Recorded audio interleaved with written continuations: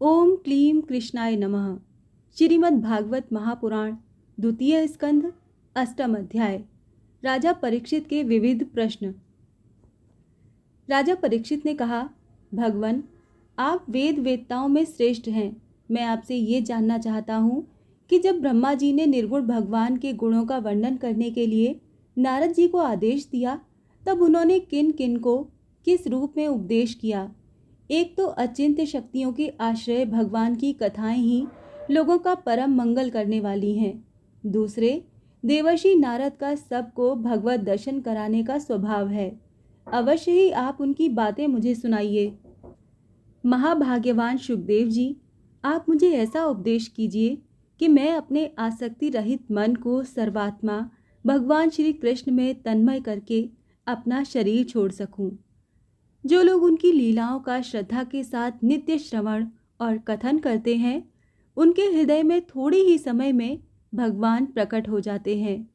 श्री कृष्ण कान के छिद्रों के द्वारा अपने भक्तों के भावमय हृदय कमल पर जाकर बैठ जाते हैं, और जैसे शरद ऋतु जल का गंधलापन मिटा देती है, वैसे ही वो भक्तों के मनोमल का नाश कर देते हैं। जिसका हृदय शुद्ध हो जाता है, वो श्री कृष्ण के चरण कमलों को एक क्षण के लिए भी नहीं छोड़ता। जैसे मार्ग के समस्त क्लेशों से छूटकर घर आया हुआ पथिक अपने घर को नहीं छोड़ता। भगवन, जीव का पंचभूतों के साथ कोई संबंध नहीं है, फिर भी इसका शरीर पंचभूतों से ही बनता है। तो क्या स्वभाव से ही ऐसा होता है, अथवा किसी कारणवश? आप इस बात का मर्म पूर्ण रीति से जानते हैं। आपने बतलाया कि भगवान की नाभि से वो कमल प्रकट हुआ जिसमें लोकों की रचना हुई। ये जीव अपने सीमित अवयवों से जैसे परिच्छिन्न है, वैसे ही आपने परमात्मा को भी सीमित अवयवों से परिच्छिन्न सा वर्णन किया। ये क्या बात है? जिनकी कृपा से सर्वभूतमय ब्रह्मा जी प्राणियों की सृष्टि करते हैं, जिनके नाभि कमल से पैदा होने पर भी जिनकी कृपा से ही ये उनके रूप का दर्शन कर सके थे, वो संसार की स्थिति, उत्पत्ति और प्रलय के हेतु सर्वांतयामी और माया के स्वामी परम पुरुष परमात्मा अपनी माया का त्याग करके किस रूप से शयन करते हैं। पहले आपने बतलाया था कि विराट पुरुष के अंगों से लोक और लोकपालों की रचना हुई, और फिर ये भी बतलाया कि लोक और लोकपालों के रूप में उसके अंगों की कल्पना हुई। इन दोनों बातों का तात्पर्य क्या है? महाकल्प और उनके अंतर्गत अवान्तर कल्प कितने हैं? भूत, भविष्यत और वर्तमान काल का अनुमान किस प्रकार किया जाता है? क्या स्थूल देहाभिमानी जीवों की आयु भी बंधी हुई है? ब्राह्मण श्रेष्ठ, काल की सूक्ष्म गति त्रुटि आदि और स्थूल गति वर्ष आदि किस प्रकार से जानी जाती हैं? विविध कर्मों से जीवों की कितनी और कैसी गतियां होती हैं? देव, मनुष्य आदि योनियां सत्व, रज, तम इन तीन गुणों के फलस्वरूप ही प्राप्त होती हैं। उनको चाहने वाले जीवों में से कौन कौन किस किस योनि को प्राप्त करने के लिए किस किस प्रकार से कौन कौन से कर्म स्वीकार करते हैं? पृथ्वी, पाताल, दिशा, आकाश, ग्रह, नक्षत्र, पर्वत, नदी, समुद्र, द्वीप और उनमें रहने वाले जीवों की उत्पत्ति कैसे होती है?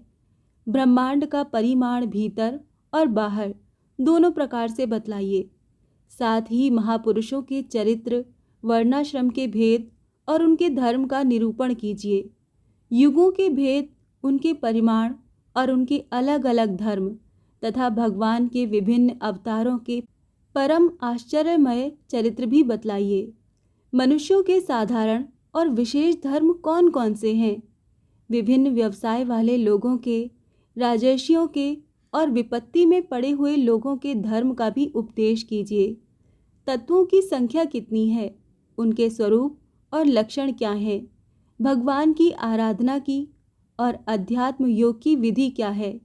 योगेश्वरों को क्या क्या ऐश्वर्य प्राप्त होते हैं तथा अंत में उन्हें कौन सी गति मिलती है? योगियों का लिंग शरीर किस प्रकार भंग होता है? वेद, उपवेद, धर्मशास्त्र, इतिहास और पुराणों का स्वरूप एवं तात्पर्य क्या है? समस्त प्राणियों की उत्पत्ति, स्थिति और प्रलय कैसे होती है। बावली, कुआं खुदवाना आदि स्मार्त, यज्ञ, यज्ञादि वैदिक एवं काम्य कर्मों की अथवा अर्थ धर्म काम के साधनों की विधि क्या है। प्रलय के समय जो जीव प्रकृति में लीन रहते हैं उनकी उत्पत्ति कैसे होती है। पाखंड की उत्पत्ति कैसे होती है। आत्मा के बंध मोक्ष का स्वरूप क्या है और वो अपने स्वरूप में किस प्रकार स्थित होता है। भगवान तो परम स्वतंत्र हैं, वो अपनी माया से किस प्रकार क्रीड़ा करते हैं और उसे छोड़कर साक्षी के समान उदासीन कैसे हो जाते हैं। भगवान, मैं ये सब आपसे पूछ रहा हूँ, मैं आपकी शरण में हूँ। महामुने, आप कृपा करके क्रमशः इनका तात्विक निरूपण कीजिए। इस विषय में आप स्वयंभू ब्रह्मा के समान परम प्रमाण हैं। दूसरे लोग तो अपनी पूर्व परंपरा से सुनी सुनाई बातों का ही अनुष्ठान करते हैं। ब्रह्मन, आप मेरी भूख प्यास की चिंता न करें। मेरे प्राण कुपित ब्राह्मण के श्राप के अतिरिक्त और किसी कारण से नहीं निकल सकते, क्योंकि मैं आपके मुखार विंद से निकलने वाली भगवान की अमृतमयी लीला कथा का पान कर रहा हूँ। सूत जी कहते हैं, शौनकादि ऋषियों, जब राजा परीक्षित ने संतों की सभा में भगवान की लीला कथा सुनाने के लिए इस प्रकार प्रार्थना की, तब श्री सुखदेव जी को बड़ी प्रसन्नता हुई। उन्होंने उन्हें वही वेद तुल्य श्रीमद् भागवत महापुराण सुनाया, जो ब्रह्मकल्प के आरंभ में स्वयं भगवान ने ब्रह्मा जी को सुनाया था।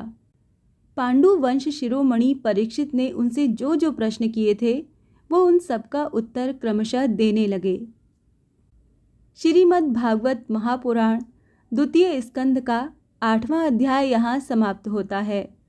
ओम क्लीं कृष्णाय नमः।